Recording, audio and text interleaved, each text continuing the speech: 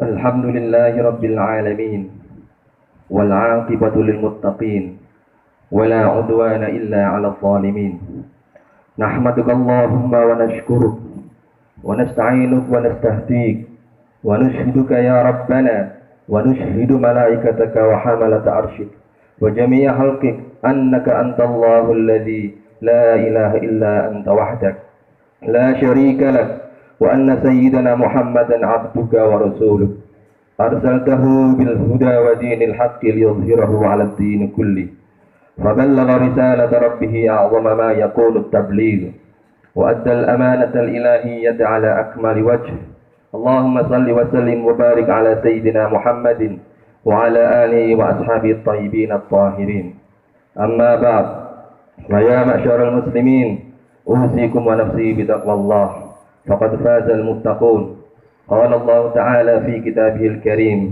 أعوذ بالله من الشيطان الرجيم بسم الله الرحمن الرحيم يا أيها الذين آمنوا اتقوا الله وقولوا قولا سديدا يصلح لكم أعمالكم ويغفر لكم ذنوبكم ومن يطع الله ورسوله فقد فاز فوزا عظيما وقال عز من قائل يا أيها الذين آمنوا اتقوا الله حق تقاته ولا تموتن إلا وأنتم مسلمون.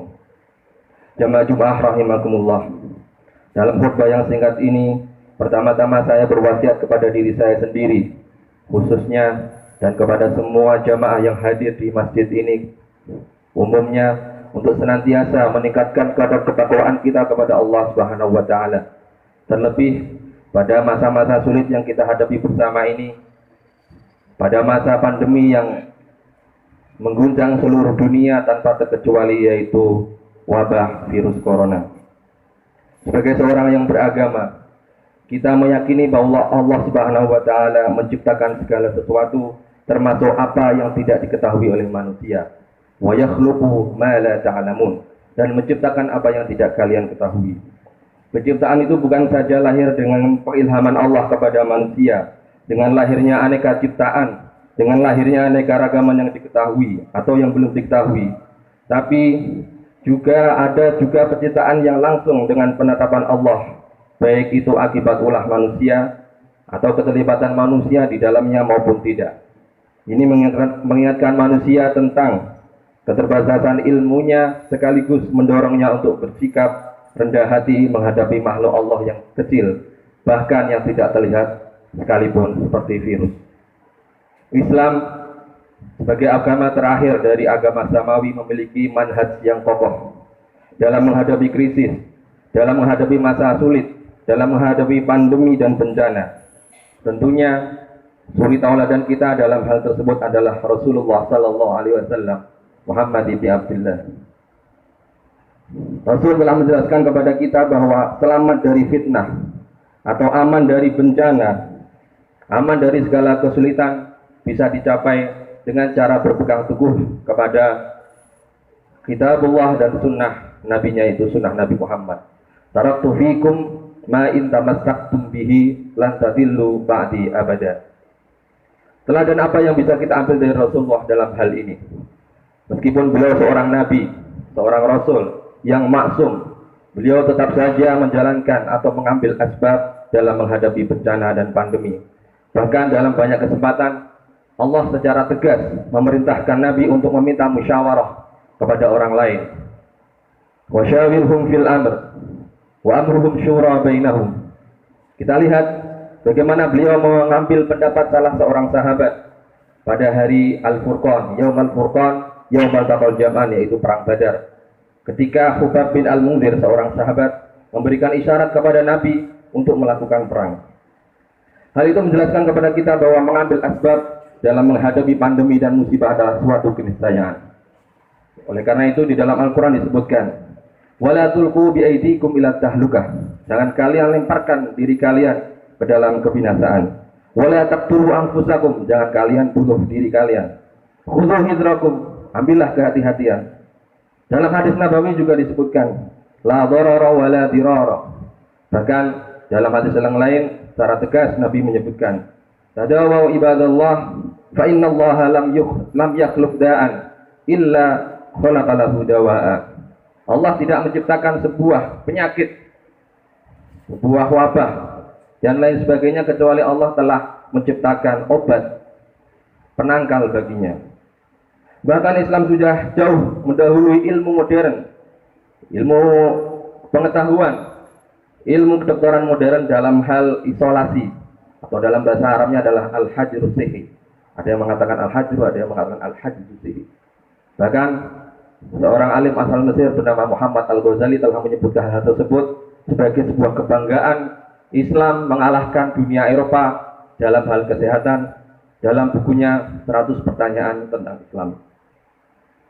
Rasul telah menjelaskan perkara isolasi tersebut dalam sabdanya, "Idza sami'tum bil waba'i aw bit ta'uni fi ardin fala tadkhuluha wa in waqa'a fi ardin wa antum biha fala takhruju minha."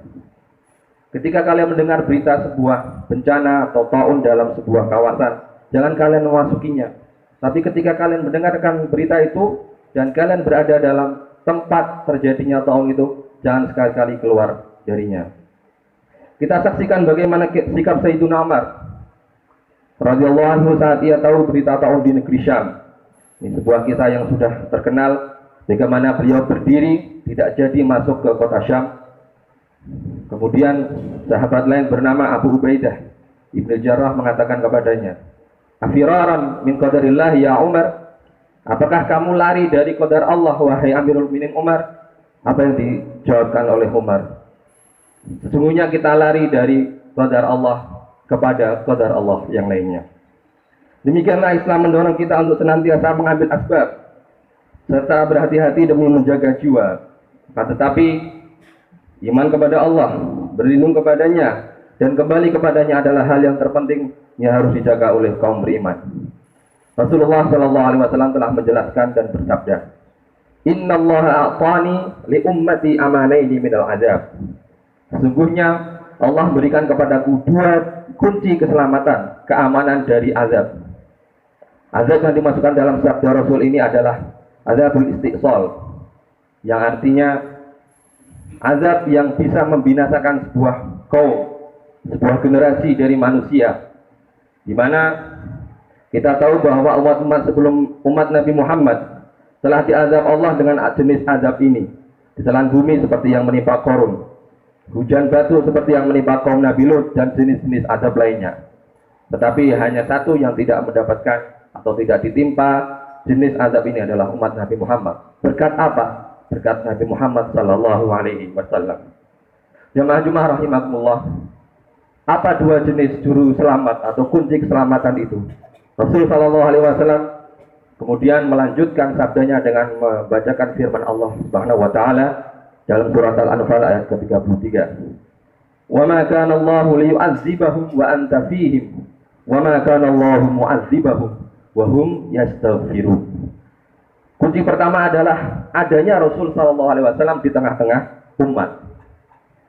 Karena menurut Imam Az-Zamakhsyari yang dikutip oleh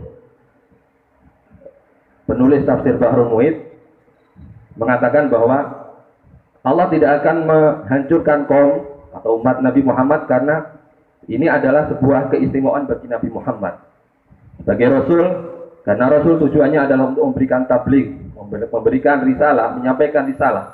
Seandainya kalau umat itu dihancurkan, lalu apa tujuannya risalah itu? Tidak ada gunanya. Kemudian setelah Rasul Sallallahu Alaihi Wasallam meninggalkan kita semua, apa yang tersisa bagi kita dari dari kunci keselamatan itu? Dari kunci keselamatan itu adalah istighfar. Wa ma kana Allahu mu'adzibahum wa hum yastaghfirun. Sungguh sangat cerdas bagaimana seorang ahli tafsir memberikan tahlil atau analisa dari ayat ini ketika dia mengatakan di sini ada 2 jenis jumlah, yang mana jumlah pertama dia menafikan iradah Allah Subhanahu wa taala untuk mengadab sebuah kaum karena ada Nabi Muhammad. Sampai keinginan saja untuk menghancurkan dinafikan dalam ayat tersebut. Kemudian setelah hilang setelah hilangnya Nabi Muhammad atau meninggalnya Nabi Muhammad, wa ma kana Allah mu'adzibahum wa hum yastaghfirun. Menyisakan satu dengan mengatakan wa ma kana Allah mu'adzibahum. Artinya Masih ada kemungkinan Allah akan menghancurkan umat manusia kalau mereka tidak mau beristighfar. Di dalam hadis qudsi disebutkan bahwa setiap hari ciptaan-ciptaan Allah dari langit, laut, gunung, bumi dan segala macam mengadu kepada Allah. Ya Allah, izinkan kami untuk menghancurkan manusia, untuk menelungkupan mereka sebagaimana yang terjadi pada umat-umat sebelumnya. Semuanya mengatakan demikian setiap harinya. Lalu apa jawaban Allah kepada mereka? Biarkanlah mereka, biarkanlah mereka. Sesungguhnya jika kalian menciptakan mereka, niscaya kalian akan merahmati mereka. Nabi Muhammad SAW telah memperingatkan umatnya dari perkara-perkara yang bisa menimbulkan wabah, penyakit dan lain sebagainya. Beliau menjelaskan bahwa apabila kemaksiatan telah merajalela, maka musibah akan datang. Di dalam hadisnya disebutkan, khamsun idza tulitum bihinna wa a'udzu billahi an tudrikuhun ma zaharatil fahishatu min qaumin fi qaumin hatta yu'linu biha illa fasha fihi bil amrad wal auja' allati lam takun madat fi aslabihim alladziina sabaqu. 5 perkara yang mana kalian akan mendapatkan ujian akibatnya atau yang diakibatkan olehnya, dan aku berlindung pada Allah agar kalian tidak mengetahuinya, tidak mengalaminya. Di antara kelima hal tersebut Rasul menyebutkan nomor pertama adalah tidaklah keburukan atau fahisyah terjadi dalam sebuah kaum hingga mereka mempertontonkannya, kecuali Allah akan menguji mereka dengan merebaknya penyakit dan wabah yang tidak pernah ada pada orang-orang sebelum mereka. Jamaah Jumat rahimakumullah, dari mimbar Masjid An-Nur ini saya serukan, pertama, bahwa musibah dan wabah ini yang mana kemajuan teknologi modern tidak mampu menghadapinya adalah salah satu peringatan yang memberikan kepada manusia bukti tak terbantahkan bahwasanya alam semesta ini memiliki Tuhan yang menciptakan, yang mengentaskan, mentakdirkan dan memberikan petunjuk, maha kuasa atas segala sesuatu. Kedua, saya serukan pentingnya dan lazimnya bertaubat kembali kepada Allah dan berdamai dengannya pada masa seperti ini. Sebab tidak ada bala yang menimpa kecuali karena dosa, dan tidak akan dihilangkan bala itu kecuali dengan bertaubat. Ketiga, saya serukan kepada seluruh jamaah untuk saling tolong menolong, bergotong royong bersama-sama dalam menghadapi wabah ini, yang berkecukupan membantu mereka yang terdampak besar, yang memiliki keluangan menolong mereka yang kesempitan, dan dengan demikian semoga Allah menolong kita dan berkenan segera menghilangkan wabah ini dan bala ini serta merahmati kita semua. Amin. Barakallahu li wa lakum fil Qur'anil azim wa nafa'ani wa iyyakum bima fihi minal ayati wa dzikril hakim wastaghfiruh innahu huwal ghafurur rahim. Allahumma salli wa sallim wa zid wa an'im wa ghafir wa barik bi jalalika wa kamalika ala zaini ibadik wa ashrafi ibadik sayyidil arabi wal ajam wal imam tayyibah wal haram sayyidina wa maulana Muhammad wa ala alihi wa sahbihi wa sallim. ورضي الله تبارك وتعالى عن كل صحابة رسول الله أجمعين. الحمد لله على إحسانه والشكر له على توفيقه واقتنانه وأشهد أن لا إله إلا الله وحده لا شريك له وأشهد أن سيدنا محمدا عبده ورسوله الداعي إلى رضوانه.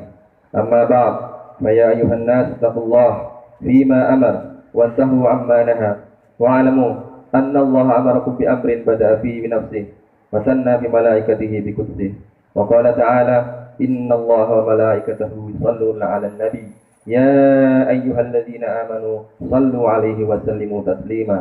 اللهم صل على سيدنا محمد وعلى آل سيدنا محمد وعلى أنبيائك ورسلك وملائكة المقربين وارض اللهم عن الخلفاء الراشدين وعن بقية الصحابة والتابعين وتابع التابعين لهم بإحسان إلى يوم الدين وارض عنا معهم برحمتك يا أرحم الراحمين. اللهم اغفر للمسلمين والمسلمات الأحياء منهم والأموات. اللهم اكشف عنا هذا الوباء. اللهم إنا نسألك وأنت على كل شيء قدير ليس لنا رب سواك نسأله نسألك أن تكشف لنا من البلاء ما نعلم وما لا نعلم وما أنت به أعلم إنك أنت العز الأكرم. اللهم اشف مرضى المسلمين واكشف عنا هذا البلاء والفتن ما ظهر منها وما بطن، واجعل هذا البلد آمنا مطمئنا سخاء رخاء وسائر بلاد المسلمين، وفك كرب المكروبين وفرج الهم عن المهمومين واشف كل المرضى يا أرحم الراحمين. عباد الله، إن الله يأمر بالعدل والإحسان وإيتاء ذي القربى وينهى عن الفحشاء والمنكر والبغي يعظكم لعلكم تذكرون. اذكروا الله يذكركم وأقيموا الصلاة.